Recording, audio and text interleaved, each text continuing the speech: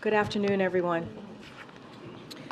This morning, the President and the Vice President, who joined from Air Force Two while en route to Las Vegas, met with senior administration officials, including Attorney General Merrick Garland, Secretary of Homeland Security Alejandro Mayorkas, Director of National Intelligence Avril Haines, White House Chief of Staff Jeff Zients, FBI Director Chris Wray, National Security Advisor Jake Sullivan, Principal Deputy National Security Advisor John Feiner, and Homeland Security Advisor Liz Sherwood Randall.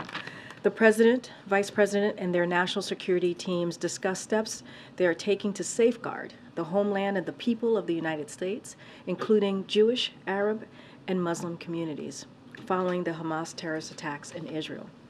We are in touch with faith leaders and communities across the country to provide support, listen to their concerns, and offer the full resources of the federal government during what is a very difficult time for many people in the Jewish community, but also for people of all faiths. As you all have seen, the President continues to be highly engaged on this subject. Between the briefing today and his meeting yesterday with Jewish community leaders, he and the entire Biden-Harris administration are committed to doing all we can to protect against anti-Semitism and other forms of hate in the aftermath of this weekend's horrific terrorist attacks. And to discuss these events and answer any of your questions, Admiral John Kirby is here from the National Security Council. Admiral. Good afternoon, everybody. Just a couple small things here at the top. I'll start with the saddest of news. We can now update the number of Americans that we know have been killed to 27, and the number of unaccounted for stands today at 14. We're obviously doing everything we can to support and inform the families. Now, sadly, 5 more families have now gotten the worst possible news that any family can conceive of getting. And we're going to stay in touch with them as appropriate. Same goes for those family members of those who are unaccounted for. And by unaccounted for, we mean that. We don't know where they are. They don't know where they are. So we're going to obviously stay in touch with them as well. And certainly we're continuing to work with Israeli officials to make sure that we're getting as much context and information as possible that we will share with them. Also, as you, I think, realize, we are all acutely aware of limited availability right now on commercial flights out of Israel and the demand signal by U.S. citizens who may want to depart. The President has asked his team to ensure that we are assisting U.S. citizens who do want to leave Israel and providing them with a safe means of doing that. So beginning tomorrow, the United States government will arrange charter flights to provide transportation from Israel to sites in Europe. They're still working through some of the details of that to assist U.S. citizens and their immediate family members who have, for whatever reason, not been able to provide commercial transit out of the country. And I would add that we're also exploring other options to expand the capacity of doing this, including exploring whether it's possible to help Americans leave by land and by sea. So again, we're working hard on this. We know there's a demand signal out there, and we're going to try the best we can to meet it. I would encourage any American citizen in the need of assistance to please complete the intake form that you can find on travel.state.gov. It's very simple. Go right to that site. There is an intake form. Fill it out. It helps the State Department process these requests. It also helps us get a sense of what the scope of the need is. And I would refer you to state on that. I'm sure you guys are going to ask me that. I don't have hard figures handy with me now. We do know there are certain American citizens that want to go. It's all available through the State Department's website, and I'd encourage them to go look at that. All right. Okay. Thanks for taking my question. Gaza's main power plant has run out of fuel, and the humanitarian situation there is becoming quite dire. I'm wondering if there have been any communications about allowing shipments of food, fuel, electricity to help lessen civilian casualties and suffering there. Yes, there have been ongoing conversations with our Israeli counterparts about the need for continued flow of humanitarian assistance. I had a couple of questions on the American hostages. Is it still the case that the administration doesn't know anything about the condition of the American hostages, and is the number still believed to be less than a handful? Yes and yes. And I know you've been pretty open about the fact that information about the hostages is very hard to ascertain at this moment. The limited information that you do have, is that coming namely from the Israelis and the Qataris, or is there another source of information that you'd be able The families too. I mean, as I mentioned yesterday, some of these families actually saw their loved ones being abducted and taken away, so they have been a significant source of information as well. Just one other quick thing. The assumption that the hostages may not necessarily be in one place, was there specific intelligence to point the administration to not make that assumption, or is that based on something else? I won't speak about specific intelligence matters, but it is a common tactic in the Hamas playbook to break up hostages and move them around in sometimes small groups. So we have nothing that would indicate to us that they would follow a different set of protocols, but I can't stand here before you and prove to you that that is exactly what's happening. We have to, in order to think about our policy options, you have to make some assumptions, and we can't rule that out as a possibility. Jewish audience question, please. Thank you, John. What is the status of the $6 billion that Iran was set to have access to? It's still sitting in the Qatari bank, all of it, every dime of it. Is there an agreement now to, in essence, withhold it from Iran should they come asking for it? None of that money has been spent, and I have no updates to provide today. Was the decision to reach a quiet understanding with Qatar about whether or not it would be accessed by Iran made because of the attack or political pressure in recent days? I'm not going to talk about diplomatic conversations one way or another, Ed. What I can tell you is that every single dime of that money is still sitting in the Qatari bank. Not one of it, not one dime of it has been spent. I'd also remind, because this, I know in certain audiences, inconvenient facts are easy to forget. The regime was never going to see a dime of that money. And this account, although it's moved from South Korea to Qatar, was set up by the previous administration for this exact purpose. In fact, I think it was back in 2018, the former Secretary of State, Mike Pompeo, actually talked in quite some detail about how this money in these accounts could only be used for humanitarian purposes and that there was going to be oversight. We've done nothing different. It is the same process. All we've done is move that funds from South Korea, where for some technical reasons it wasn't accessible, to Qatar, where it is more accessible. All that said, none of it has been accessed by the by Iran at all. And even if they had accessed it, it wouldn't go to the regime. It would go to approved vendors that we approved to go buy food, medicine, and medical equipment, agricultural products, and ship it into Iran directly to the benefit of the Iranian people. And let me ask you one other. Has the United States independently verified the photos released by the Israeli Prime Minister's Twitter account today showing the images of dead children? I don't think we're going to be in the business of having to validate or approve those images. Are coming from the Prime Minister of Israel, and we have absolutely no reason to doubt their authenticity. Jewish audience question, please. To follow up on these questions about the $6 billion, I understand Iran hasn't accessed any of this yet. It's intended for humanitarian purposes, but there have been reports of this quiet agreement. So, yes or no, if Iran wanted to access this today, could they? I'm not going to speculate one way or another here about future transactions. What I can tell you is none of it has been accessed, and we are watching every dime, as you would expect we would. We're watching it very, very closely. So you're And I'm not going to still tap into it. I'm today? not in a position to speak about these press reports. I'm telling you, nothing's been accessed, and we have oversight. We have oversight over what can be accessed and for what purposes. And on another topic, the president said yesterday that he told Netanyahu that it's important, even with all of the emotion and anger and frustration, that they operate by the rules of war. Why does the president feel the need to underscore this point? The president feels strongly about the law of armed conflict and the proper respect for innocent life anywhere in the world, no matter where it is. And that certainly includes, maybe even especially includes, our own military operations.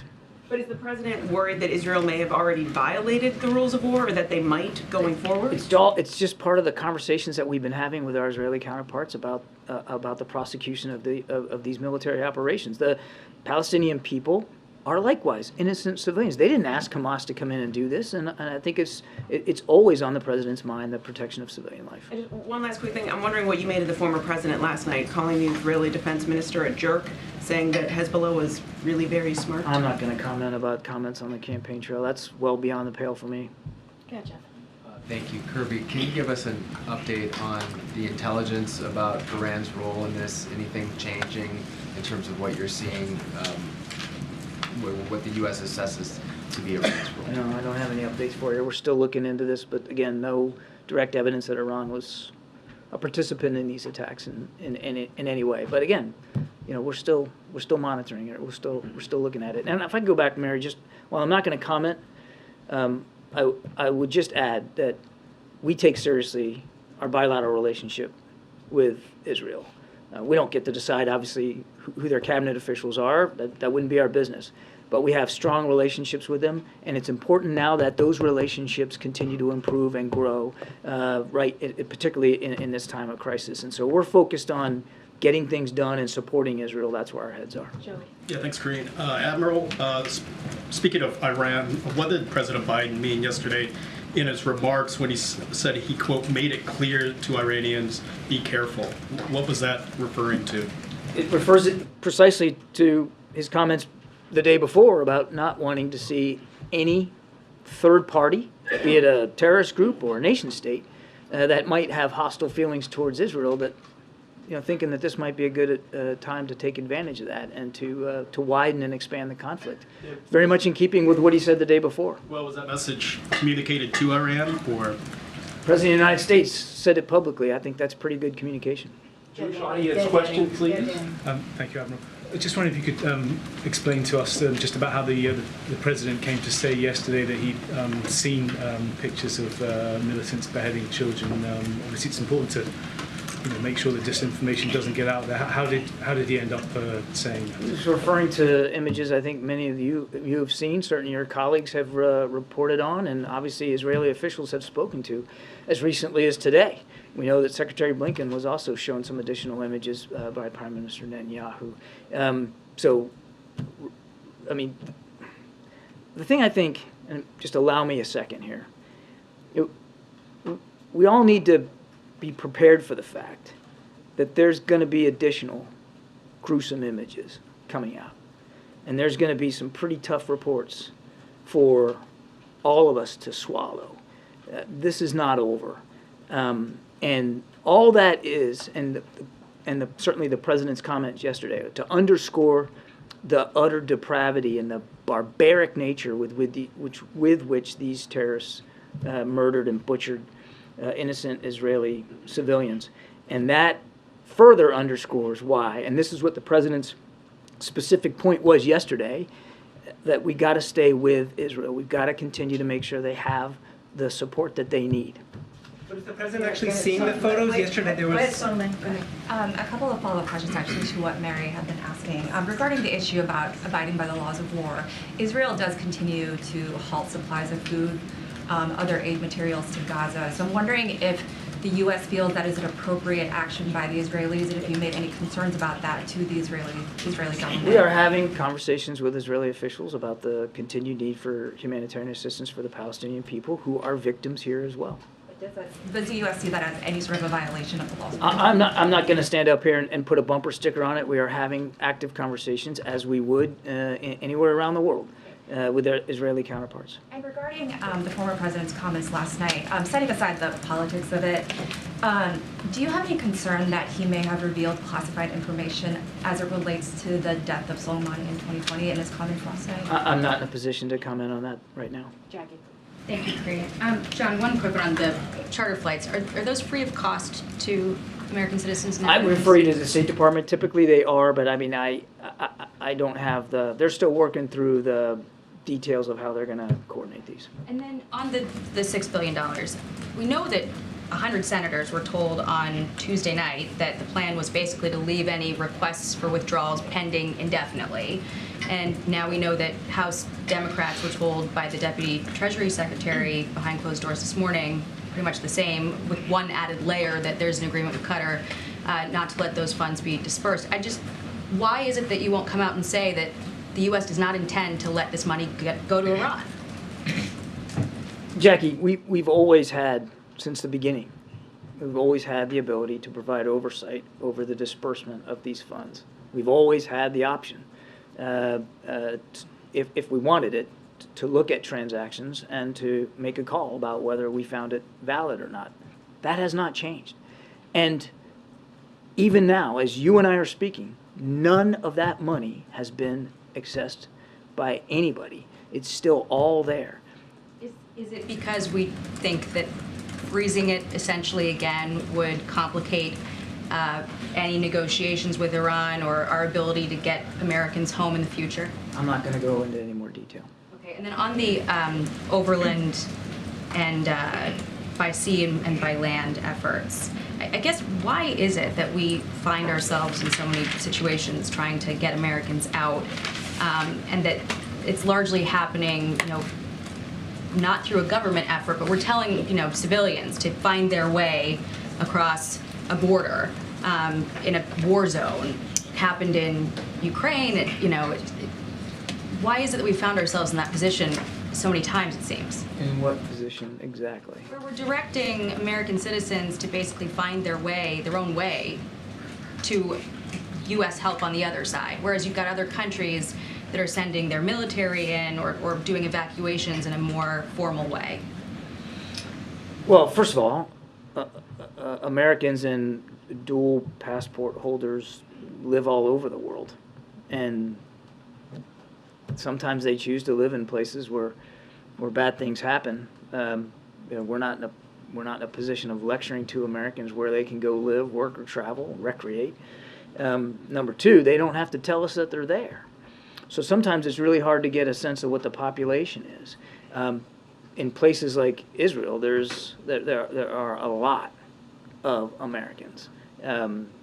Most of them, maybe most are dual nationals, but a lot of Americans are there. Other nations have smaller populations, and maybe they have to make their own decisions about how they're going to handle those smaller populations. We also have to be respectful of the needs and the desires of Americans who live there. We know that some want to leave. We also know that a lot of them want to stay. It's home. They don't want to go. And we have to respect that as well. So we tailor the approach based on what's going on and what's going on geographically inside a country, because some parts of countries that are in distress are safer than others, and people are less likely to want to go. You have to take all that into consideration. And the other thing I'd say to your question is, as this situation evolves, you should expect that so too will our approach evolve. And if there's a need to do more or to do it differently, well, by goodness, we'll do that. But right now, in the early hours, there was still ample commercial flights going out of Ben Gurion, and certainly there were some viable land routes. We kept, and part of the reason why we're doing this is because we have such good communication with Americans, and we're having these conversations, and we realized that as the situation has evolved, more and more Americans were expressing a desire to leave, and because not all carriers are working out of Ben Gurion, this made sense as the next best move. If we have to adjust it, we absolutely will. On the day of jihad, are we doing anything to fortify, I guess, the U.S. against any potential activity against Americans, domestically or abroad, given the calls for a day of jihad and your statement yesterday that now is not the time to go back and look at any intelligence gaps? Is it the time, being that tomorrow is supposed to be this day of jihad? What I meant by yesterday was we're focused on making sure that our intelligence sharing with the Israelis is as sharp and as good as possible for the operations that they are in. I saw some reporting that made it sound like I blew it off. That is not the case. We understand that there will be a need to go back and look at what was missed, by whom and when. Of course we're going to do that. But we've got to stay focused on the task at hand right now.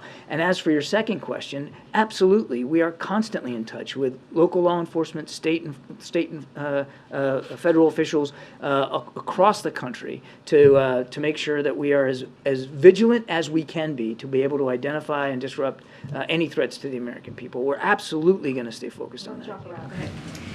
John, is the concern about publicly addressing the $6 million as now being frozen a concern that it would suggest culpability on the part of Iran on these specific events? And is that too volatile a statement for the U.S. government to make publicly, since clearly it's being communicated privately to lawmakers and others? Again, I don't have anything more to add on this, Kelly. All I can tell you is we haven't seen any specific evidence that Iran was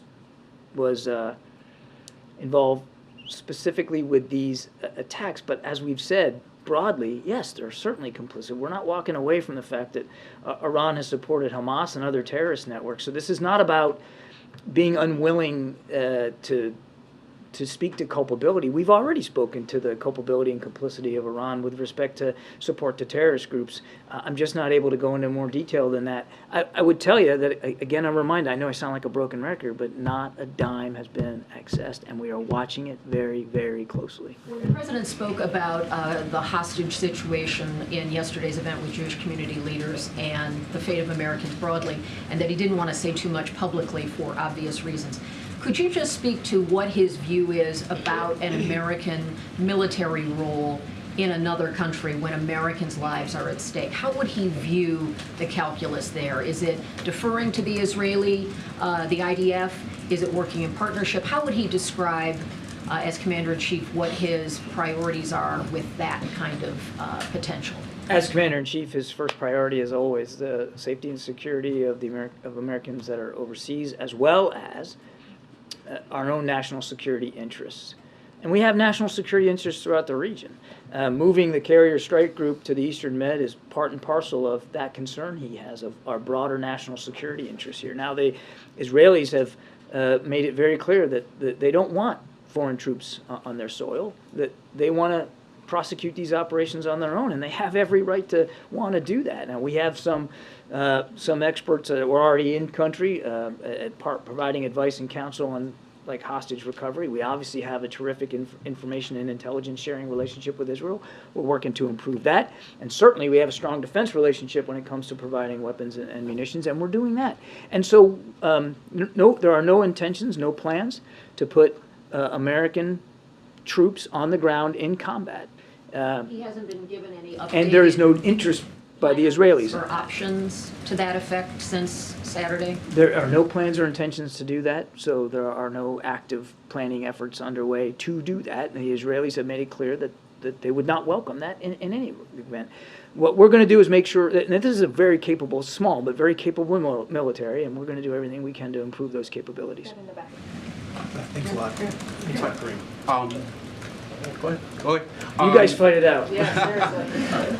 Kirby, is the U.S. contemplating the creation of a humanitarian parole program like the one for Ukrainians, for people of Israel or people on the ground?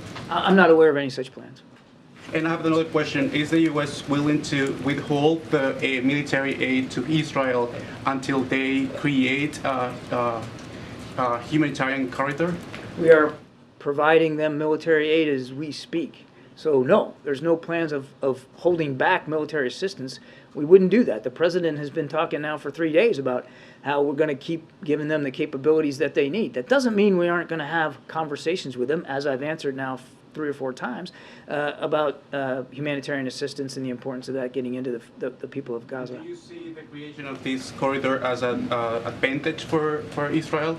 As a what? As a strategic advantage for Israel creating the corridor? It's the right thing to do for humanitarian assistance. It's the right thing to do for innocent victims who are actually being held hostage, literally as well, by Hamas. Go ahead, Brian. Thanks, John. The oil sales coming out of Iran have increased over the last year. Is the U.S. looking at what it can do with the existing oil sanctions to decrease the amount of barrels coming out of Iran? Without getting into specifics, I can tell you that we are constantly reviewing our regime sanctions against Iran, and we will continue to do that. Should we expect some announcement or That's as far as I'm going to go today. Of those sanctions? That's as far as I'm going to go today. Yeah, Jay. Thank you, Karine, and thank you, John. I'm here. Okay, I know, I see you. I have 2 questions for you. And first question regarding arms trade between Hamas and North Korea. Hamas used the North Korean rockets to attack Israel. Can you tell us about the current situation where North Korea is providing weapons to Hamas? And second question, how will the Middle East crisis affect United States security strategy on the Korean Peninsula? I can't confirm the reports about the rockets. I'm happy to take that question and see if we have more information on it. I just don't have that today. And as for how what's going on in the Middle East is going to affect our view of the security environment on the peninsula, or quite frankly anywhere else in the world, we're a big enough, strong enough nation. And we've got global responsibilities to look after our national security interests anywhere and everywhere. We're still also supporting Ukraine in their fight against Russia. We're still doing an amazing amount of work in the Indo-Pacific to shore up our alliances and our partnerships and to try to increase stability, security, and prosperity throughout the region. So we're not worried about our ability to do all those things. Good, Tam. Yeah, thank you. On the $6 billion, I'm trying to figure out if you're saying that policy hasn't actually changed in any way, or just that you aren't willing to talk about changes that may have happened in the last Bingo. 24 hours. It's the last Okay. one. All right. And lovely. Thank you for clarifying. The other question is, on Morning Edition today, we had someone on who is an American citizen living in Gaza. Is the United States doing anything to help American citizens who are trapped in Gaza who may want to get back to the U.S.? And you mean these Not are the hostages, Palestinians. but yes, like dual passport holders. Yeah, the first and most important thing that we're trying to do is as I mentioned yesterday, allow for safe passage. Right now, they can't leave, so we would have no physical means of permitting that transit out, and so that's why we're so actively having conversations with the Israelis and the Egyptians about a safe passage corridor so that people who want to leave can leave. And then at that time, if it's onward travel that they might need, then, we'd be more in a position to be more physically involved. Does that make sense? Okay. Yeah, I was going to address your first question, but I think I'm just going to leave it. Well, you could. No, I'm going to leave it. Good, Kim. Thanks. Just to go back to the president's comments yesterday about the pictures, he said he never thought he would see and have confirmed pictures of terrorists beheading children. At that point in time, had he seen such photos? What had he seen that made him say that? I don't have anything to add to what he said. I mean, again, you guys have all reported on these atrocities. Some of your outlets have even run some of these images. They're plain for everybody to see, and the Prime Minister's office has spoken to that. Even before today, they'd spoken to these kinds of atrocities. And again, today, the Prime Minister showed Secretary Blinken some additional grotesque imagery. Sorry, one more. On the aid package, is there anything you can tell us about what the request will be to Congress, what that's going to look like, what the conversations are there? I had the same question as Catherine. But can you just specify whether or not Taiwan funding and possibly border security funding could be a part of that request? Nope. Peter. Admiral, the Hamas representative gave an interview to Russian television, which they said they'd be willing to trade hostages for Hamas prisoners in any prisoners, including in the United States. And they specifically said the United States has traded prisoners before, citing the Iran deal that was just made. Is that something the United States would consider doing in the case of American citizens? I haven't seen that particular report, so I'm going to be loath to comment specifically on it. What I will tell you, just broadly speaking, is we obviously take seriously our responsibilities to get Americans held overseas back with their families. We have in the past entered into negotiations to do exactly that, and we have not foreclosed any option right now in terms of these particular hostages. Obviously, if their return to their families can be arrived at in a peaceful way without additional risk to their lives, that is certainly something we would take very, very seriously. Possible release of people that we might be having in our prisons? Again, I won't get ahead of where we are. Peter, even if I had more knowledge about this offer than I do today, my answer to you would be the same. It's never a good idea to negotiate for the transfer of hostages or detainees in public, lest you torpedo the actual success you're trying to achieve. But I don't have a lot more granularity or context on this. All I can tell you is, as Jake said himself better than I can, we'll do everything that we can, everything possible that we can to get these Americans back home. I would remind Peter, we still don't have a lot of information about exactly how many, where they are, not even all who they are. So there's an awful lot of information we need to gain before we come up with any concrete policy options. How does the Israeli strike on the Syrian airports change the situation? And then, can you also address reports that the Egyptians warned the Israelis in the days prior to the attack? I've been asked that question about the Egyptian warning. I don't have anything on that. You'd have to talk to Egyptian authorities. I don't have anything, and I certainly wouldn't talk about intelligence matters. And on your first question, that's a better question put for the Israelis' defense forces, not for the United States. We're focused on helping them go after Hamas. Good, in the back there. A question about Lebanon. So Hezbollah is continuing operating against the Israeli targets at the border, Lebanese-Israeli border. Are you still concerned that Hezbollah could be taking part in this war? Sure, yeah, absolutely. Do you have any intelligent information about the capability of Hezbollah that they've been preparing, and we know that the capability is way stronger than Hamas? They are a potent terrorist group, no question about it. We watch them closely. The Israelis watch them closely. We don't want to see this conflict widened. We don't want to see Hezbollah make that kind of a decision. And I would remind, again, that we take our national security interests very seriously in the region. And the reason why we moved a carrier strike group to the Eastern Med was to act as a deterrent for any other actor, including Hezbollah, that might think that widening this conflict is a good idea. American forces might, last question, American forces might join the war if Hezbollah made a difference.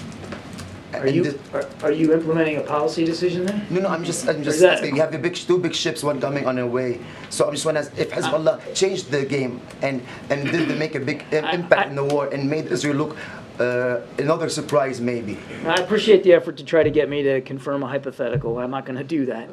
I'm not going to do that. There is no intention or plan to put American troops on the ground in Israel. There's no desire by the Israelis for that outcome. So I'm just not going to get ahead of where things are. Great. Thanks, John. One of your priorities has been, as you said, to keep the war confined to Israel and Gaza. So are you concerned that that's going to be more difficult as casualties grow in Gaza and as the war escalates? It's going to, I think the prospect of widening is going to depend a lot on other actors outside Israel. And then just a quick follow-up. The U.S. is accelerating PGMs that Israel already paid for and then potentially considering sending even more after that. Have there been any restrictions put on how Israel uses those weapons, and if not, why not? I won't speak about that for Israeli operational security reasons, and I'm not even going to get into detailing the kinds of munitions that are being provided to them. The Israelis have a right to have that information protected for their own ability to conduct operations. Go ahead, Nadia. Thank you. John, I'm here. No. I want to press you on the previous question. Good. This administration... I like that. Good. This administration fought very hard against misinformation. You hold the truth as a gospel. So facts matter, I guess.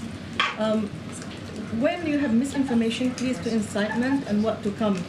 So again, whether it's the stories of beheaded babies or the rape, I just want to make sure that you are 100% sure of these stories because they prepare us to what to come. And I have in mind the Iraq War, where notable outlets, including many of our colleagues here, had disseminated misinformation and governments lie, actually, about the war. There's no comparison here, but I'm saying... There's no comparison whatsoever. Yeah, I don't take somebody else's information as if you don't verify it yourself. So you're saying there's no need to verify it yourself because you trust the sources. And I'm asking, my question to you is how do you separate between facts and misinformation? I taught a whole class at Georgetown on that. I mean, we could talk about this for hours. I mean, look, obviously we take seriously. What's that? You're gonna have to register. You're gonna have to register for the class. I'll take the full course with you, Jim. I don't know if you could handle the reading list, James. Look, we take it very, very seriously. The need to be as factual and certainly truthful as we can possibly be.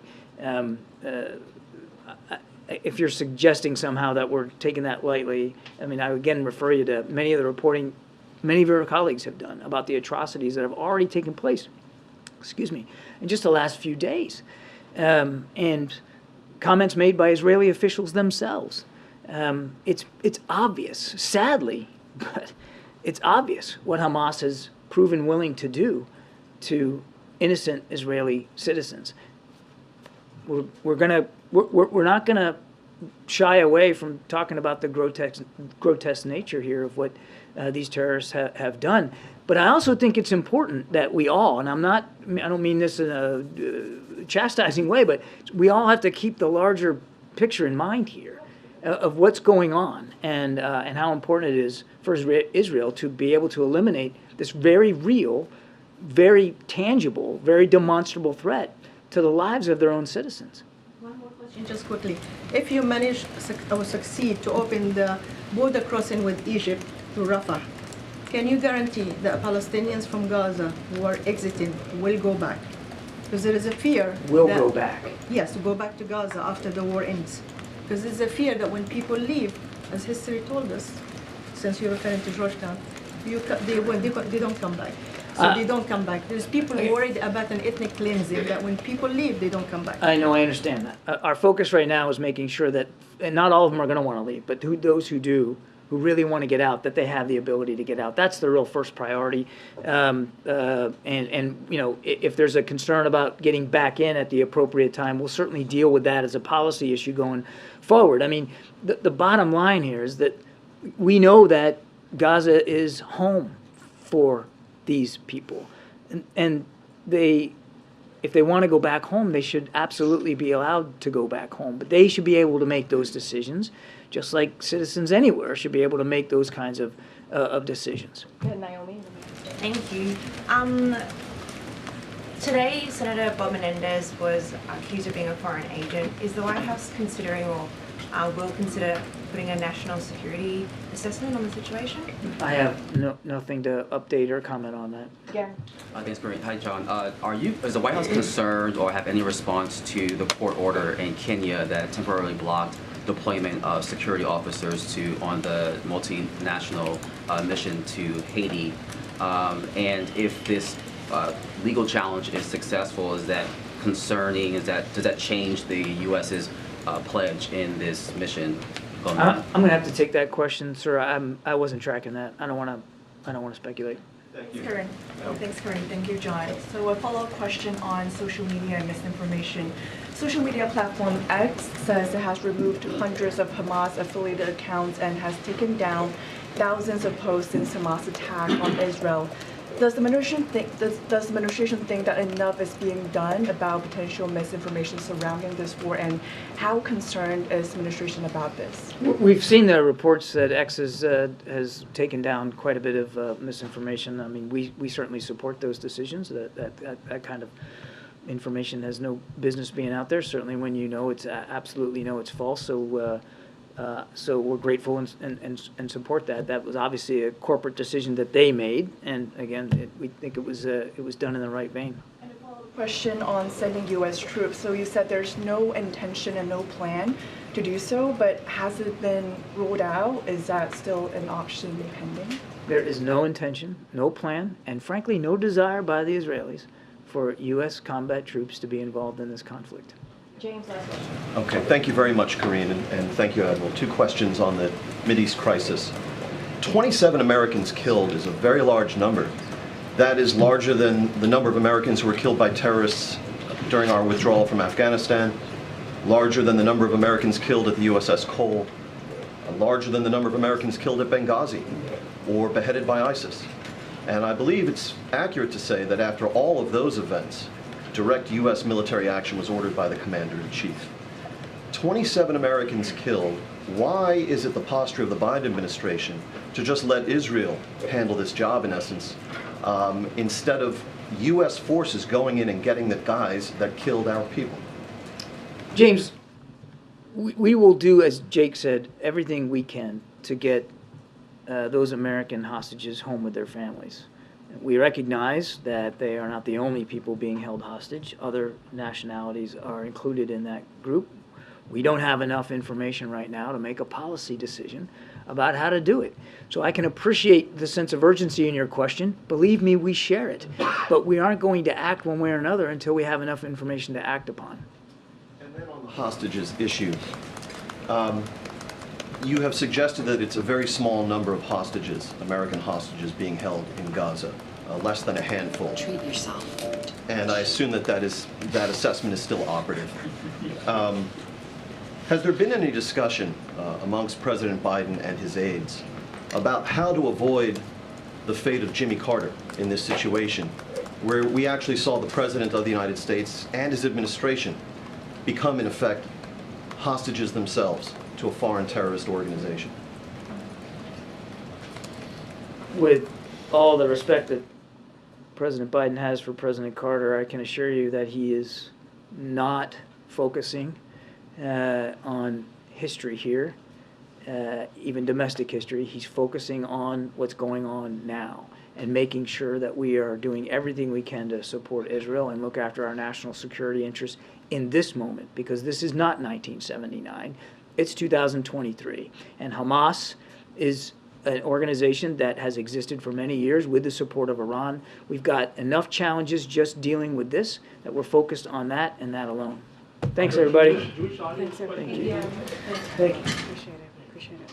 All right. Thanks, everybody. Well, not thanks, everybody. Thanks, Admiral. All right.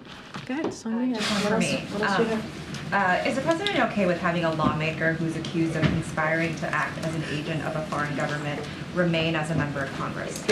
The Admiral was just asked this question. I just don't have anything to say beyond what he shared. This has been referring to Bob Menendez's proceeding. No, I know. And he was literally just asked this question. I'm just not going to say any more to what he just added. Yeah. Karine, does the president feel supported by the Democratic Party writ large, by lawmakers, by his party for his actions now with regard to Israel? Look, the president is, very much to what the Admiral just said about the moment that we're in, about what we're seeing. This terrible event that happened this past weekend in Israel, is that who is an ally, who's a friend, is what we saw this terrorist organization do, Hamas, which is kill hundreds of lives, take hundreds of lives, murder people, and we believe, this president believe, it is the right thing to do to continue to assist the people of Israel as they're dealing with this devastating, horrific time. And so the president, as commander-in-chief, has difficult decisions to make, right? Difficult decisions to make on behalf of the American people, right? The Admiral talked about how there's a national security piece of this as well. We have, as we all know, Americans, 27 Americans who have sadly perished, and many are still missing. 17 or so are missing. And so it is the president's duty as commander-in-chief to do everything that he can to protect us and to also assist in this horrific events that we saw this weekend. My question is more, does he feel that his party is supporting him in that? And does he sense divisions among some parts of the party? I can't speak to, we're not sensing division, right? The president is focusing on the job at hand. The president is going to always focus and make sure that Americans and our national security is front and center. And this is part of that. But also, Israel is a friend. And what they have gone through, the people of Israel have gone through these past couple of days, is horrific. And so we are going to stand by them, as the president has said, as they go through this terrible time. Remember, they were, as you know, as you all have written about, attacked by a terrorist organization. And so the president's going to continue to do his duty as commander-in-chief, as his president. Do you have an estimate on how many American citizens are trying to leave Israel right now? I don't have an estimate. As you just heard from the Admiral, we announced the charter that the state is going to be running. Just don't have any intel. And the commercial flights are still ongoing in Israel, so there are opportunities for folks to leave. I just don't have any number for you. Are there any active threats that, on the domestic front, that law enforcement is tracking at this moment stemming from Saturday's attacks? What I can say is that we're always monitoring. Clearly, we're going to monitor to make sure, that to make sure if there are any threats. Obviously, we would address those, but there's nothing active that I can announce to you or lay out to you at this time. There is We're monitoring right now, but there are no active threats at this time. Now in the second week, without the House having an elected speaker, does that change at all any conversations the president may be having with senior House leaders, Republicans, Democrats, about speeding this process along? Which process? Of electing a speaker. I mean, look, it's their process to run. They are, this is the House Republicans, as I've said over and over again. It is their process. The president doesn't have a vote. It is, what we're seeing is certainly shambolic chaos that we're seeing over there on the other side of Pennsylvania Avenue, and they need to get their act together. There's a lot of work that needs to be done on behalf of the American people. We've said this over and over again. They need to figure this out. How are they going to select their speaker? That's up to them. But of course, the president wants to continue to move forward on making sure that the business of the American people is done. But it doesn't stop the president for continuing to do the work. We announced junk fees the other day. The president has been being pretty engaged and active every day on behalf of the American people, and that's something that he's going to do. But of course, we want to see the House Republicans get their act in order. Understanding the sort of uncharted territory that this is, there is It not is a charted role. territory. Yeah. It So is. no, I understand that. So I'm asking, there's not a role then that the administration sees that the president could play here to try. It is not for us to fix. It's not for us to fix the chaos in the House Republicans. It's not for us to fix. They have the majority, as you know, in the House. It is for them to fix. We've never seen a conference behave this way or be this chaotic. It is important for Republicans who have the majority to figure this out, and get there and get they created the situation and they have to figure it out and elect their speaker so we can move on. Karine, will you take our Jewish audience? So we're talking about CPI inflation. The CPI inflation report came out today. It was hotter than expected, 3.7% year over year, unchanged from the prior month. You talk about all the spending last year to lower costs. The last couple of months, how is that lowering costs? So, look, what we believe is that Bidenomics is an action, right? You're talking about lowering costs, right? And that's something that the president is certainly continuing to do. Inflation is falling while employment remains strong. As you speak to CPI, inflation has fallen 60%. Since last summer, and the core inflation, as you're speaking to this data, fell to its lowest level in 2 years, and so that matters. Let's not forget about wages are higher than they were last year, accounting for inflation. Prices fell for core goods like cars and furniture for the fourth month in a row. All of those pieces are in the data, the CPI that came out today, and that matters. But people still hear Bidenomics and they see rent is up 7.4% year over year. Car repairs, car insurance is up almost 19%. So costs are not coming down for all Americans. So here's the thing. As we know that when it comes to housing, people are still dealing with a lot, right? We understand how that economic hardship as it relates to housing specifically. That's why the president put forth a plan to deal with, on the federal level, how to help people lower costs with housing. So that is important as well. But when you think about wages are indeed up, which matters over the last year, accounting for inflation, even more for blue-collar workers and those not in management. So that matters, as I mentioned moments ago. So look, the president's going to continue to grow the economy. We talk about Bidenomics. We see the economy growing. We see unemployment at under 4%. We see jobs created under this administration as more than 13 million jobs, more than 14 million jobs at this point. And that's what we're going to focus on. When it comes to Republicans, they want to slash taxes for the wealthy. That's what they want to do. That's what they're putting forward. Cut Social Security, cut Medicare, cut Medicaid. They already started talking about that again recently. So the president's going to focus on what is needed for the American people to continue to give them that little bit of breathing room. And that's what the president's going to focus on. Let's not forget yesterday. Is it still appropriate for the president to go to Philadelphia tomorrow, given all the Americans trying to get out of Israel and the imminent ground war there? Well, look, the president has to do multiple things at once. The president's going to go to Philly. He's going to continue to talk about Bidenomics. He's going to continue to talk about what he's doing to bring back manufacturing, to create good-paying jobs. That's what you're going to hear from Americans. That's something that Americans also want to hear from. The president has been engaged in the situation that we're currently seeing, the horrific situation that we're seeing in Israel. That's what he's going to continue to do. He was engaged today. He's been engaged for the last every day since the attacks, and we're going to do everything that we can. We just announced, right? State just announced the charter flights, right? So that's something that is going to help get Americans out of Israel, and also commercial flights are still ongoing. I want to make that very clear. But the president is going to make Americans a priority. He has to do multiple things at once. That's what you're going to see the president do. Go ahead. I just want to go back to the Chairman Menendez thing, Yeah. because in another realm, this would be a bigger effing deal. A successor to the president as chairman of the Senate Foreign Relations Committee is being Well, accused. he's no longer chairman. No, but the president was once chairman. Of Oh, the I Senate see what you're Foreign saying. Relations. I see. Yes. You're making that connection. Yes, the Got it. successor to the Successor. then No, I got it. senator, I got it. has been accused of being a foreign agent for Egypt, which, not for nothing, is involved in this situation right now, for that matter. Has the president been brought up to speed on this? If he has no comment today, can we seek comment on whether he has any concerns that someone with that kind of a position may have been accused of this, and whether he should be running for re-election? So we have always said it is a serious matter, right? We've always said that, and we'll continue to treat that as a serious matter. I just don't have anything else to share beyond any statements from the president. I just don't have anything outside of that. But of course, we see this as a serious matter. Okay, Kelly.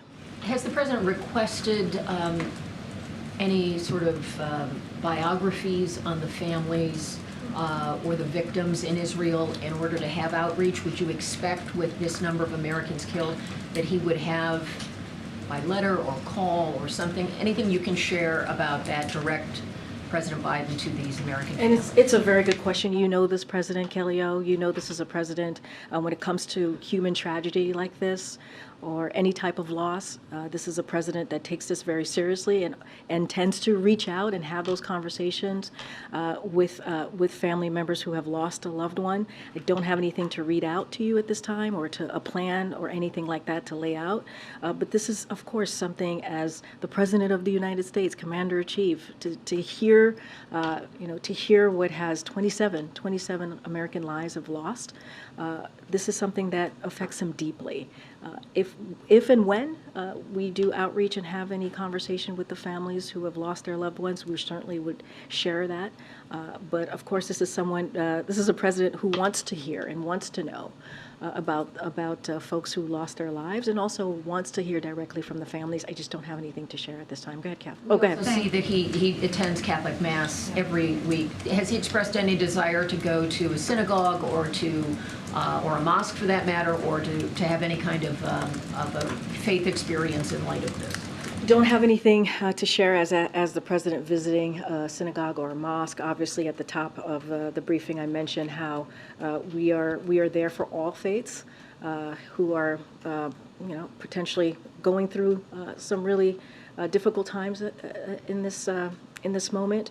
And certainly, when it comes to what the question I was asked about the homeland, we're certainly going to monitor and keep track, but we are here for the Jewish community, we are here for the Arab community, we're here for the Muslim community, and certainly it is also important for the president for people to feel protected and to feel safe. And that's what his Homeland Security is doing, his advisors here, that's why he met with them today to get an update, and certainly we're going to stay on top of that. Catherine. Karine, UAW has expanded their strike. Obviously, we're 4 weeks into this now. How concerned is the White House about getting a resolution and potential economic impacts? So look, we're going to monitor this very, very closely, this situation, certainly the economic impacts. But look, the president says this all the time. You hear me say this all the time. We respect unions, their right to use their option for collective bargaining. We believe that works when both sides come together and negotiate and come together. In this instance, there are multiple sides, and come together in good faith to get a win-win agreement. And that's what we want to continue to see. We're not going to talk about specific tactics or the specifics in negotiations, but certainly we're going to continue to monitor. You can tell us, White House officials obviously have been in Detroit and have. Yeah, I don't have any travel from White House officials. As you know, Acting Labor Secretary Julie Su has been engaged, and so has the senior advisor here, Gene Sperling, have been the two people who have had direct communication, and certainly not part of the negotiation, but offering any assistance that might be needed to the Big Three and UAW. I just don't have any specific engagement to read out or any travel at this time. Katia. Just one quick question. Has the crisis in Israel caused the president's major address on Ukraine to be delayed? And does he still plan to deliver it? I don't have any update on the president's Ukraine address. I'm sure that we will continue to hear from the president. As he said this week, next week he's going to put forth a supplemental plan on additional funding that he's going to be asking for, and don't want to get ahead of that. Certainly the best path forward. I just don't have anything to share on any remarks or extensive remarks that the president will be giving or might give on Ukraine, but certainly you guys will continue to hear from the president on all important matters, whether domestically or foreign. Okay, thank you so much. Question, please.